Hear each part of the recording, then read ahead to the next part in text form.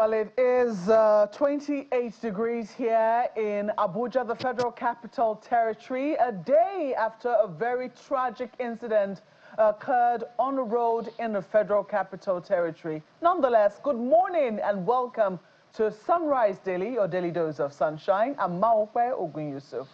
Well, it's 29 degrees in Lagos and it feels like 35 degrees already. Who knows what it's going to come to. Amaya Akande, good morning and welcome. Okay, that issue in Abuja is definitely something very worrying and troubling. Tell us about it.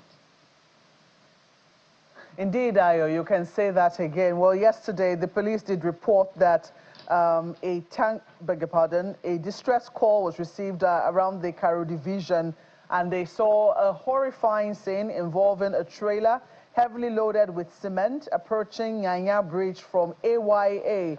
It had lost control and crashed into stationary vehicles. The impacts, from what we understand, engulfed 14 vehicles in a raging inferno, and panic and chaos affected the bystanders. So the visuals you can see there is what transpired around the Karu-Nyanya axis of the Federal Capital Territory yesterday. We have joining us this morning ACM Olusegun Ogungbemide, who is the core public education officer, to give us a little more information as to what transpired yesterday and what the FRS, as the Federal Road Safety Corps, knows about this accident. Good morning and welcome to the program, ACM Ogungbemide. Can you give us a little more brief on what the FRS knows from what transpired yesterday? Thank you very much. It's a pleasure to be with you this morning, though on a very sad note. It was a pathetic scene yesterday, a crash that was not in any way anticipated, because we felt all the necessary attention had been given to these crashes involving these categories of vehicles. And for a while, we've not seen such incidents in Abuja, especially along that route. The crash occurred almost 2 minutes to 7 p.m. last night along Kubo, this Karo, before the Karo Bridge. That's on Abuja Kefi Express Road. And there was a brake failure, and that's involving a trailer which ran into some other vehicles, and eventually there was an inferno that claimed some lives, where we lost about 6 people that were burnt, and close to 25 people were injured in the process. And for the effective evacuation at the place, the Corps Marshal of the Federal Road Safety Commission was personally on ground to actually manage the situation, and we assisted in saving about 25 lives from the inferno, and they have been discharged in various hospitals in Abuja yesterday. So we have to wait behind, because there was total gridlock to clear the obstruction to enable those that are returning to their various homes to be able to get to their destination on time. That was what played out last night. It is indeed very tragic. There had been talks around, because what you are now telling us and what the police reports was that it was a trailer load of cement. But some people were speculating that a truck carrying CNG or petrol was involved. Did we have any truck carrying anything flammable to result in this sort of conflagration? Not to my knowledge. At the time we received the report yesterday, none of the vehicles that was involved in the crashes carried any content that I would say is inflammable. So that's the reason why the Corps Marshal directed that our crash at the investigation team should proceed and confirm the source of the crash or the inferno that eventually came up as a result of the crash.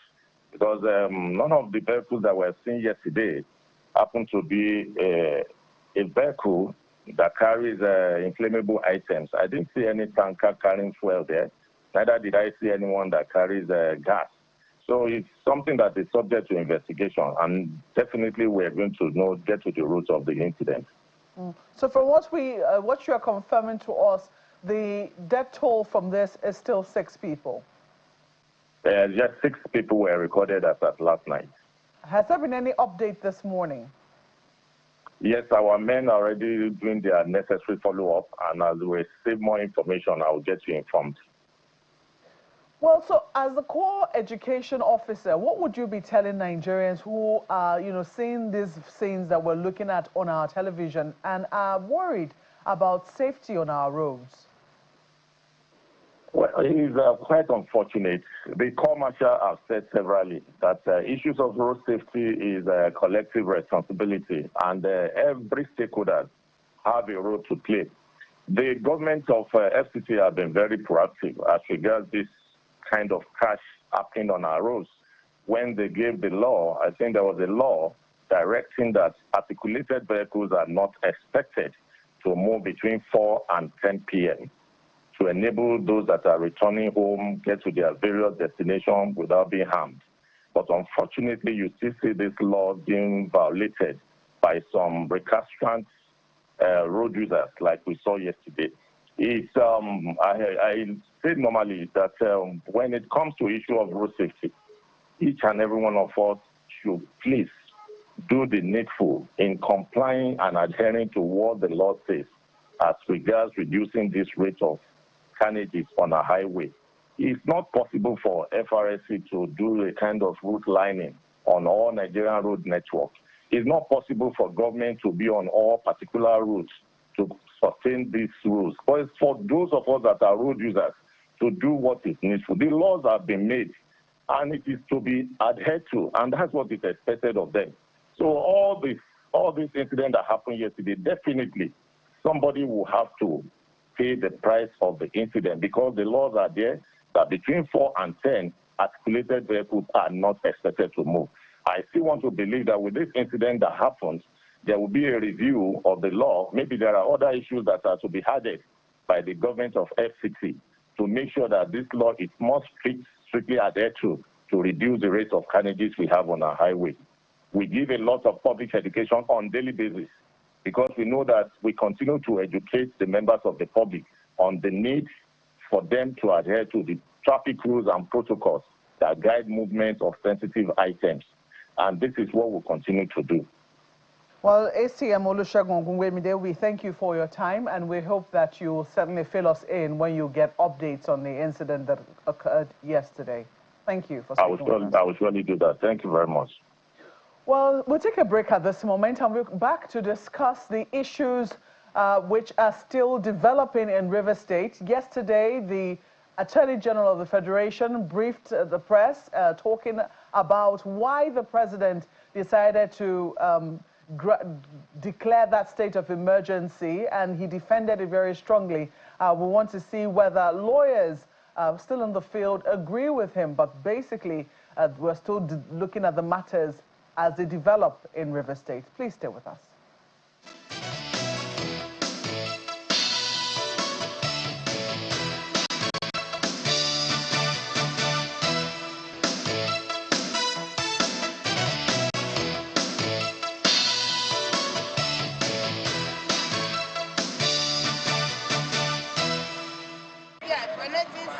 A day after the declaration of state of emergency, which saw the suspension of the state governor, his deputy, and members of the River State House of Assembly, one would expect to see an increased military presence. Surprisingly, however, the streets remain calm, with routine activities and the usual presence of the Nigerian police. Opinion is, however, divided among legal practitioners on the legality of the president's action. 305 of the 1999 Constitution as modified, and I've looked at that section. I did not see where the president derived the power to suspend or remove a democratically elected governor, or even members of the House of Assembly. He doesn't have such power to remove any of them. He doesn't have that power. Majority of people will agree that the crisis in River State caused for a lot of concern. None of the parties intend to yield grounds to the other, leading to likely breakdown of law and order. And you saw the Supreme Court pronouncement and all other things like that. I think the president has no alternative than to declare a state of emergency. It is the prerogative of the president.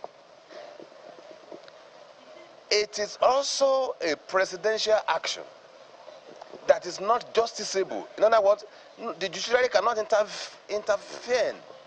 They cannot say if the president acted ultra vires or not. No. An interesting sight we came across was a gathering of women, a group called Rivers Women Unite for SIM. The women include the former managing director of NDDC, Ibim Semenitari, and the Rivers State Labour Party chairman, Hilda Dokobo. They say they have assembled to pray for the suspended Governor Fubara's victory. But Rivers State has been peaceful. I mean, just next door in Imo, soldiers were killed. Government didn't declare a state of emergency.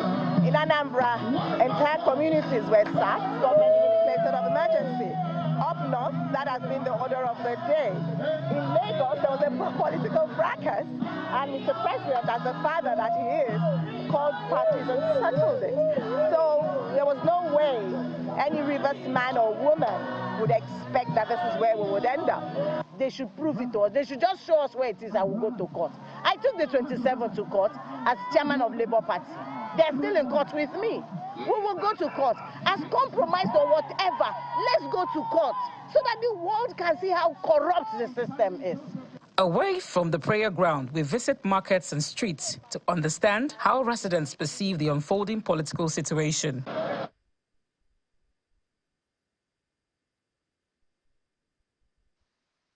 Well, that's the reaction from Rivers State a day after that declaration was made by the president yesterday. But clearly, what we really want to show you is the reaction or the defense that the Attorney General put of Mr. Lateef Fagbemi. Please watch it. The Minister of Justice and Attorney General of the Federation, accompanied by media aides to President Bola Tinubu, appeared before State House correspondents a day after the president declared a state of emergency in Rivers State. It's my pleasure to... The briefing focuses on the situation in Rivers State as the minister justifies the action of the president. The decision of Mr. President is anchored on the decision of the court, Supreme Court at that. The second one is the inability of those involved, both the House of Assembly and the governor, from being able to, create an enabling environment for the people of Rivers to enjoy the dividends of democracy. Then the third in the series is about the security situation in that place. Addressing State House correspondents, the minister said the suspension of the elected officials was necessary while explaining the need to protect the nation's economic lifeline. There were what I would call telegraphing of the militants, I would say by the governor, and the reason I said so was when he beckoned to them that, he would let them know when it was time to act, to the militants. Let us say it was wrong. Did he come out to disown them? The answer is no. And a week after they swung into action, you see or witness vandalization of oil pipelines. I, Vice Admiral, retired, advocated into Rivers, do solemnly swear. Meanwhile, the newly appointed Rivers State Administrator was sworn in during a brief ceremony in the State House. And that I will devote myself to the service and well-being of the people of Nigeria. So help me God. Amen. The president chaired the ceremony in the company of the Chief of Staff to the President and the Minister of Justice. Speaking afterwards, the administrator states his priority. First of all, I think we know the circumstances that led to where we are here. And Mr. President made it very clear in his broadcast. And if the main issue is that of maintaining law and order in the state, I think for any meaningful activities to take place in Rivers State, that is the utmost task that I have. On March 19, 2025, just for those who are wondering what this is all about, President Bola Ahmed Tinubu declared a state of emergency in Rivers State. Now, this move has caused widespread debate. Of course, the action followed heightened political tensions, stalemate, some people would put it, and security threats in Rivers State over time, which included, of course, the sabotage of critical oil infrastructure, the Trans-Niger pipeline, and related violent incidents have taken place. Other details, of course, you can find online, but as one of our reports said there, quite a number of reactions have been going on about this. We have one again with us in the studio this morning. Mr. Adegboruwa, Senior Advocate of Nigeria, is here with us in the studio to give us his own perspectives. Thank you so much for joining us. Thank you for having me. Good morning. Well, I know you have your position, but I'm not going to ask which is it yet. I'm just going to put it this way so you can, put it all together. The issues go as far as it could be seen as constitutional, political, institutional, democratic, communication. Which one stands out for you?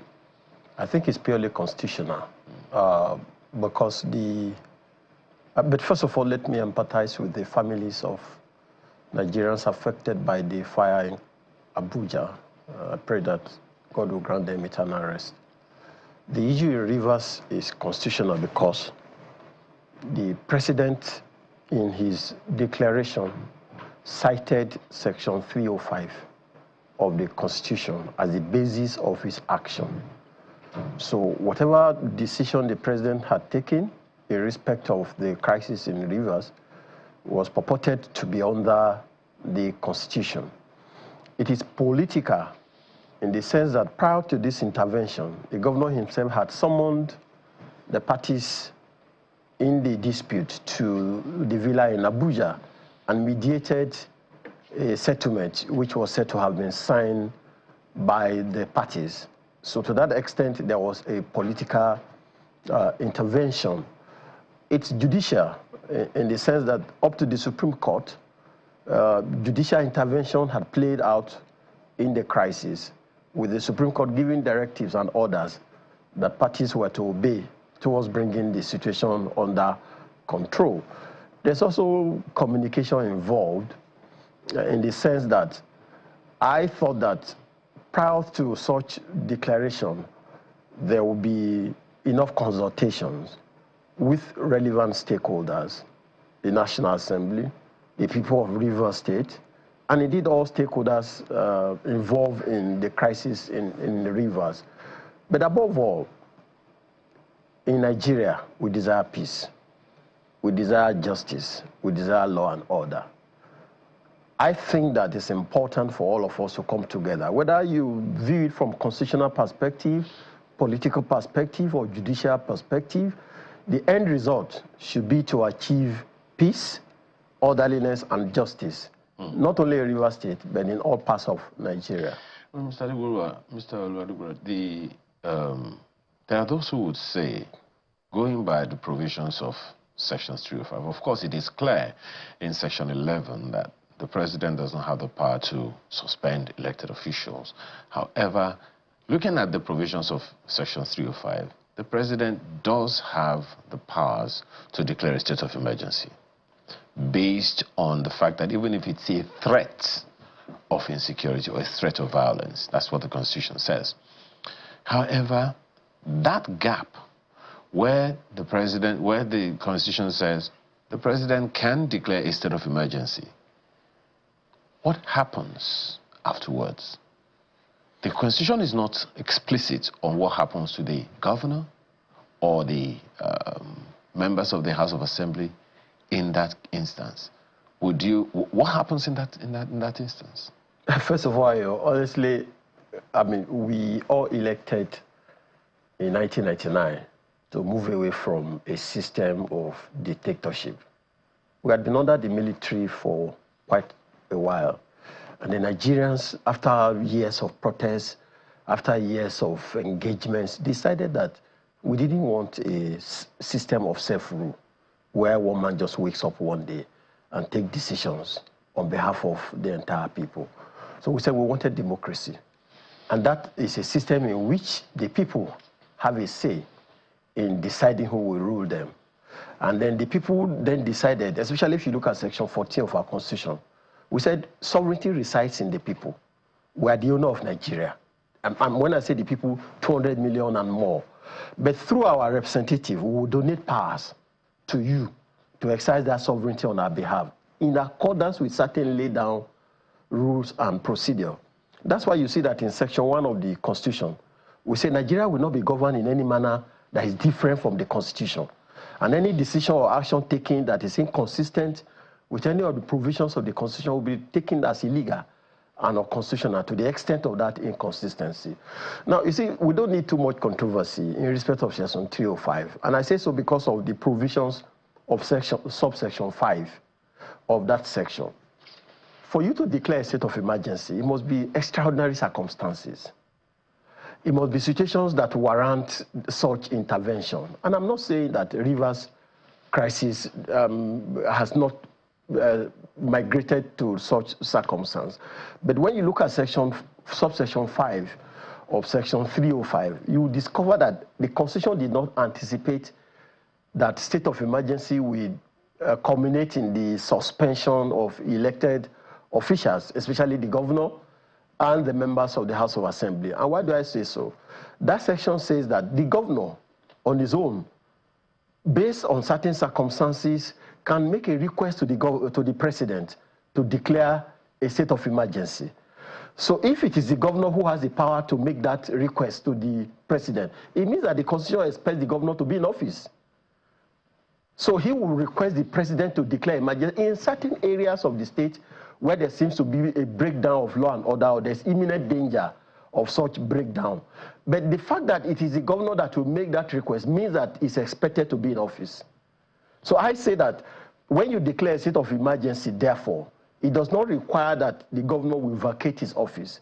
It does not require that you will suspend the lawmakers. Because you see the contradiction in the statement of the president. He was telling the sole administrator that he has the power to make proclamations. And those proclamations will be forwarded to the Federal Executive Council for approval. So the sole administrator is therefore combining legislative and executive powers and then transmitting it to the Federal Executive Council. In other words, you've abrogated the legislature. You've abrogated the powers of the representatives of the people. But the president also said that he doesn't have powers to make new laws. Well, I think that from the perspective of the Constitution, if there's breakdown of law and order, and the House of Assembly of a state is unable to make laws for that state, the National Assembly will assume that responsibility and be making laws for the people of that state. My own concern in all this, Ayo, is not about the power of the president or what is happening about how he exercised that power. You know, in December last year, the Supreme Court was asked to make a pronouncement on the issue of local government elections, whereby the governors were supposedly castrated of the power to intervene in the affairs of local government, so they could get their money directly from the federation account. So to that extent, the powers of the governors were reduced.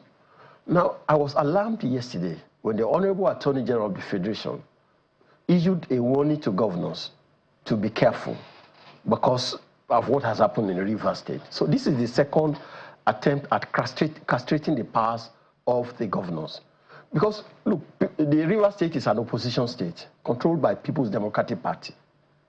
So I thought that there was need for greater caution on the part of the president. Because what is happening now is that anywhere the president thinks that there is imminent danger or breakdown of law and order, he could remove the governor. But you don't think, so you don't think that there is imminent danger in Rivers State? Okay, let me take you to Lagos State. There was crisis. 2 speakers emerged for the House of Assembly of Lagos State. But the matter was taken to court. And then the president summoned them to Abuja and intervened. There was no need to declare a state of emergency. In Benue State, there's a crisis between the executive, the House of Assembly, and the judiciary, where the chief judge is purported to have been suspended from office. And that matter is not being resolved. The court is intervening. In Osun State, there's crisis in the local government administration system, whereby the former governors wanted to, or are claiming to have assumed office, and the governor is claiming to have conducted fresh elections. There's a stalemate. The court is intervening to resolve it. There's no need to declare emergency. Well, look at the And then in Kano State, the membership issue. Well, look at all of the trajectory. Can we really compare it to Rivers? No, what I'm saying is this. We elected to come this far to experience democratic development.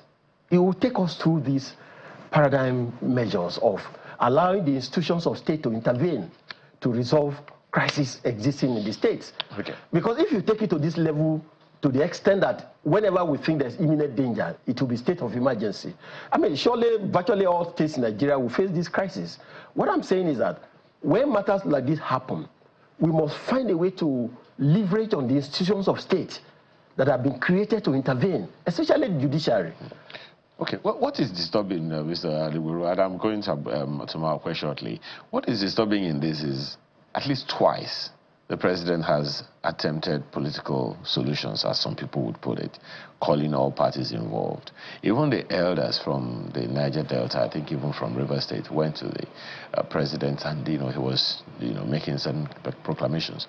One thing that has been consistent, which some people have also read political meanings into, is that it seems to me like the president is considering whoever else a persona non grata in the matter and looking squarely at the people who are elected by the people to perform certain functions, irrespective of their differences. In fact, from your analysis, Ayo, the president should have been the last person to intervene in this crisis because he's biased. And the bias is this: he had intervened to procure a settlement between the parties. One party withdrew from that settlement allegedly because they thought that he was oppressive and highly, in favor of a particular party. So that agreement failed. So the president was, right from day one, the person who initiated that program. So he is barred by law from being the one to intervene in this second instance to suspend the people that he tried to bring together. And then the issue of fair hearing is important. Before you will suspend a governor of a state, you have to hear from him. He didn't get there by himself. He was elected by virtually over 1 million people of Rivers State and the House of Assembly, who are the elected representatives of their own people. Before you will take a decision to suspend and annul their mandate, you have to hear from them. The president ought to give the governor a fair hearing by seeking explanation from him on why a state of emergency should not be declared. And the same with the House of Assembly. Actually, as some people have said, only time will tell, but I'm sure that Mapwe also has some perspectives to take up with you. Mapwe, go ahead. Well, thank you, Ayo. Mr. Adegboruwa, it's so good to see you. I just wanted to quickly clarify, because I hear you use the word suspension and annulment, and you use them interchangeably. It would seem that there are those who are making a distinction between suspension and a removal. Do you make that distinction? It's the same thing. The president says that the governor and the members of the House of Assembly will be suspended for 6 months. That decision has intervened to annul the mandate granted to them by the people of Rivers State. Any decision taken by the president which seems to alter the powers of the people that were elected amounts to an annulment, whether it's for 1 day, whether it's for 1 month. And I'll tell you the inconsistency of this policy, Mapwe.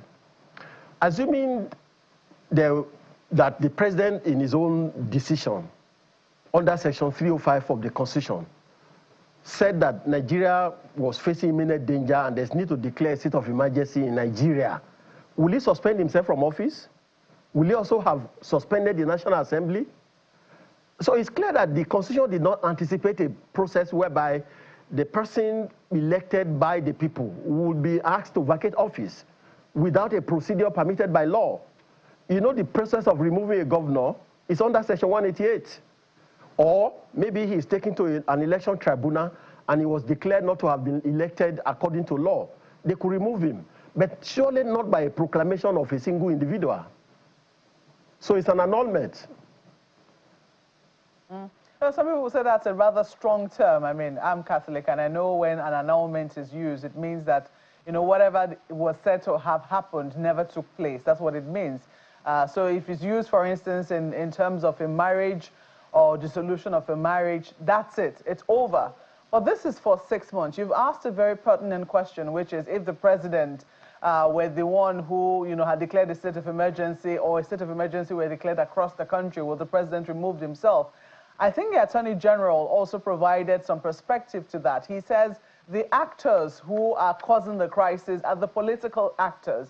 And they believe that, there is no way that they can, participate in the resolution whilst they're still in office, with what the president was trying to achieve. Did you buy that argument? I think that what I see playing out in Rivers State has political undertones. Like I mentioned earlier, Mokwe, is that Rivers is an opposition state controlled by the People's Democratic Party. So there's tendency to interpret this action of the president as an attempt to weaken the opposition. And the declaration of the Honorable Attorney General, with respect, one of the finest we have had, to other governors to take a cue from what has happened in Rivers State, is also sending a wrong signal. My own concern is when we have this situation that an emperor is gradually emerging, it's very scary. We shouldn't get to a stage where we put elected leaders under fear. We put the representatives of the people under mortal, fear of being removed from office if they do not toe the lines of the political opponents. So I think that the president ought to be more cautious, especially when it concerns the opposition. The impression that we get is that the ruling party is trying to capture the other states by one means or the other. I do not think that the crisis in Rivers State, as it happened as of the 19th of March, has gotten to that extent in which we would jettison all the elected representatives of the people. I do not think so, Maupe.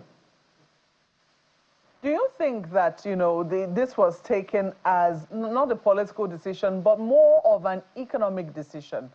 Because the president made reference to militants trying to blow, in fact, as a matter of fact, already starting to blow up pipelines. The Attorney General also made reference to the governor, what's the word he used now? Is it teleguiding them? I don't know whether it is something you consider that this was more an economic decision than a political one. Thank you, Mope. I don't think this is the first time we're having challenges with issues of oil in the Niger Delta and interventions that the state had undertaken. You remember President Umaru Yar'Adua.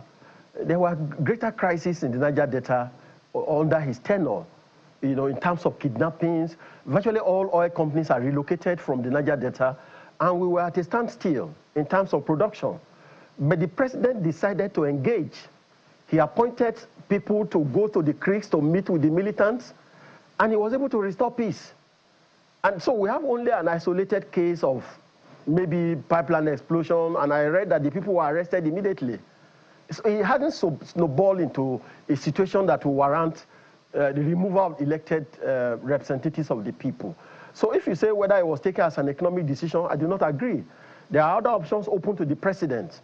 I honestly say that it was properly improper for the executive governor of Rivers State to have gone in the way he went, demolishing the House of Assembly and trying to create a situation in which he wanted to be ruling the state with only 3 people.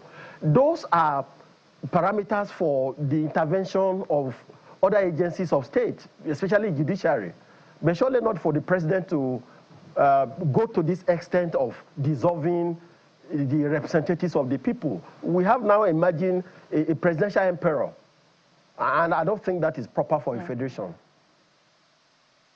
Well, clearly the president is not allowed to take that decision alone. He has to go through the National Assembly, and the National Assembly, from what the Constitution says, if it is in session, it has 48 hours, 2 days to, either approve or disapprove what the president has declared.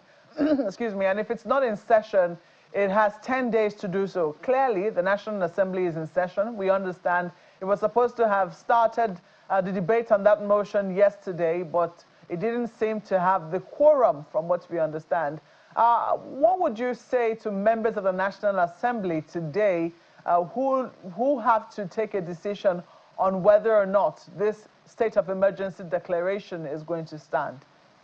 Thank you, Mokwe. I think that from the composition of the National Assembly in both houses, that's the House of Representatives and the Senate, we have some of the finest intellectuals in the National Assembly today, and I don't want to mention names because I know them.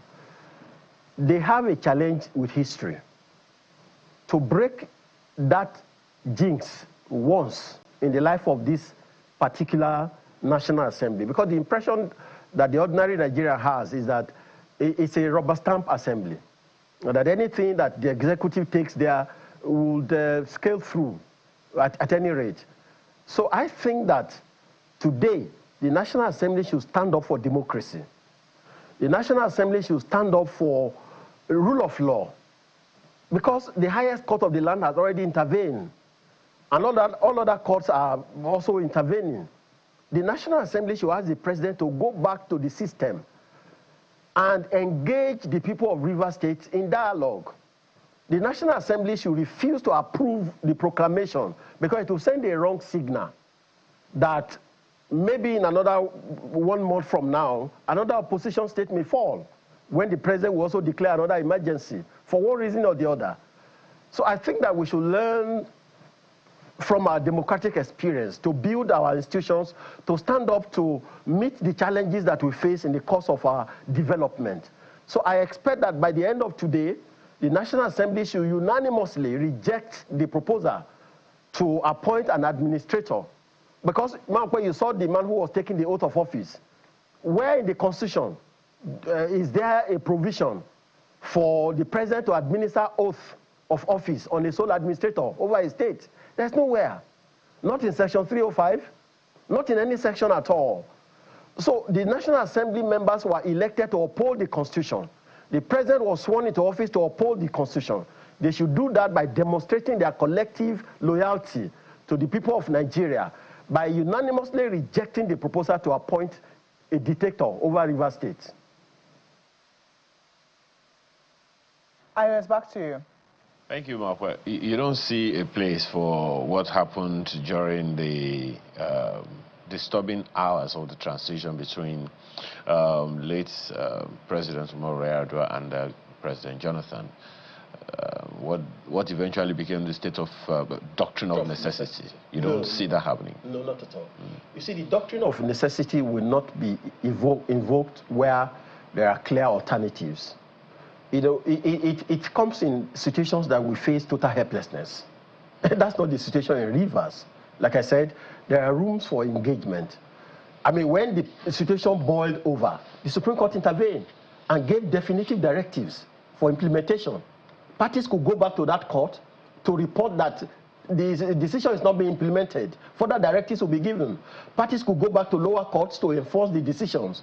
But surely, nobody can invoke the doctrine of necessity to justify the appointment of a sole administrator and then the sacking of a governor of a whole state, a whole governor, and all the members of the House of Assembly of that state. It's a very looming omen for our nation. And some people will also ask you why the need for the doctrine of necessity when we had a vice president in office. Don't answer that question. Adegboruwa, Senior Advocate of Nigeria, thank you so much for your time. My pleasure, sir. Thank you.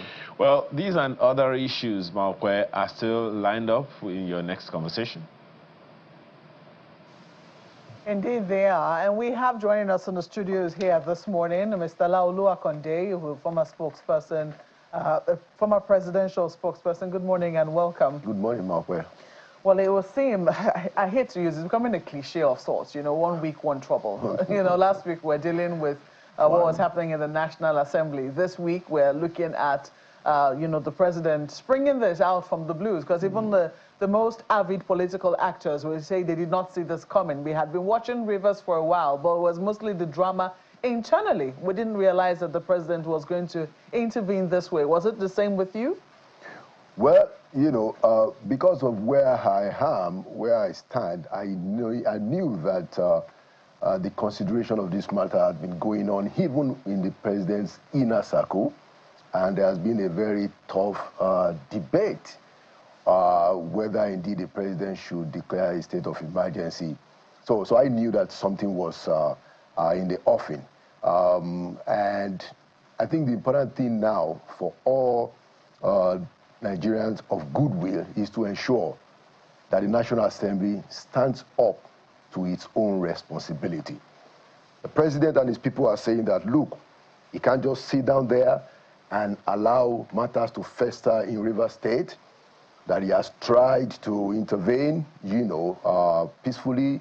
They didn't listen to him, and he felt compelled. And like he said himself, that he can't just sit down.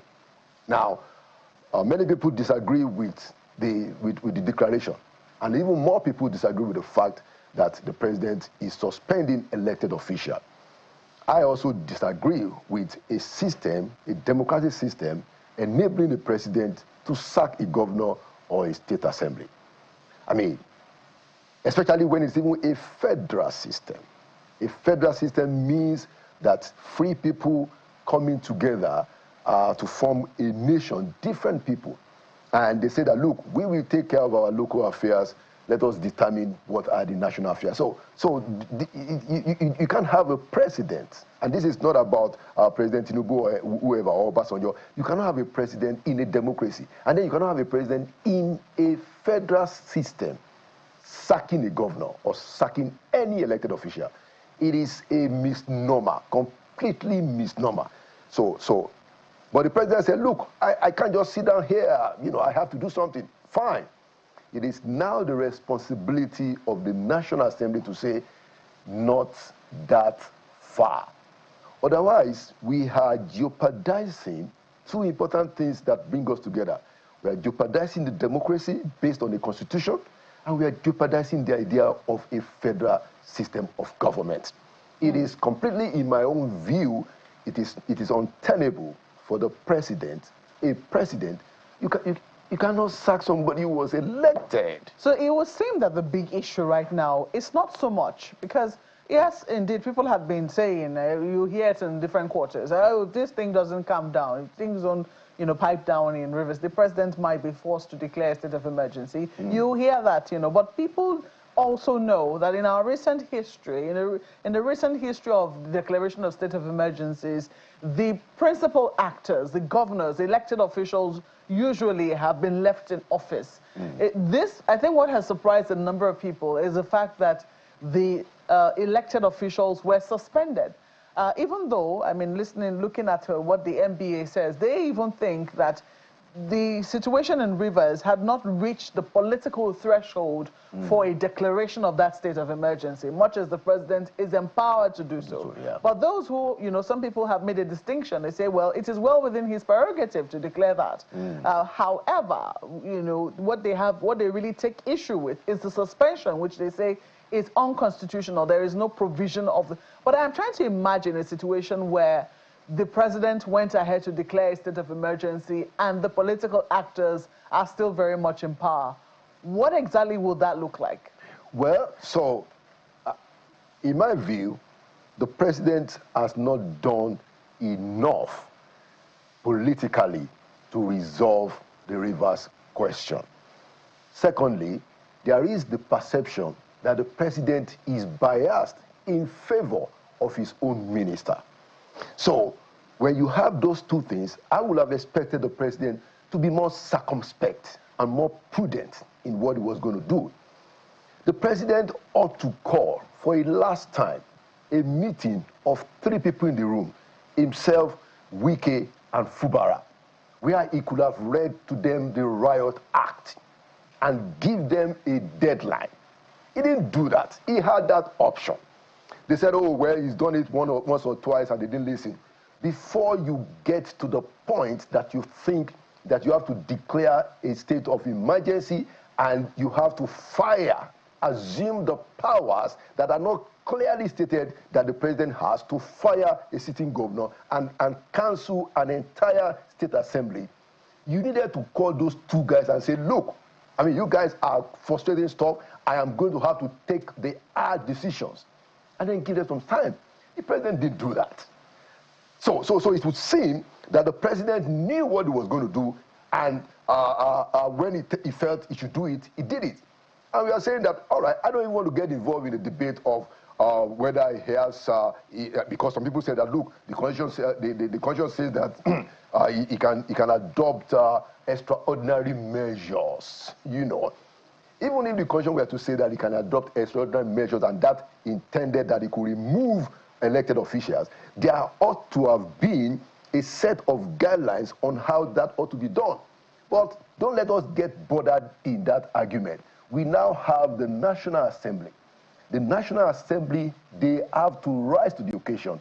They have to save our democracy. Well, we'll come to the National Assembly shortly, Mr. Akande. The question I posed is, what would it have looked like if the president were just to declare a state of emergency in Rivers State? What would that mean? Oh, well, no, of course. It means that in the areas that the president felt that the law and order was going to break down, they will adopt extraordinary measures, you know, sending the soldiers, you know, do something that is not along the regular day-to-day security routine. Is that possible with, you know, elected officials still very much in place? Well, the elected officials were put there by people who voted for them. Indeed. Sovereign people, free people.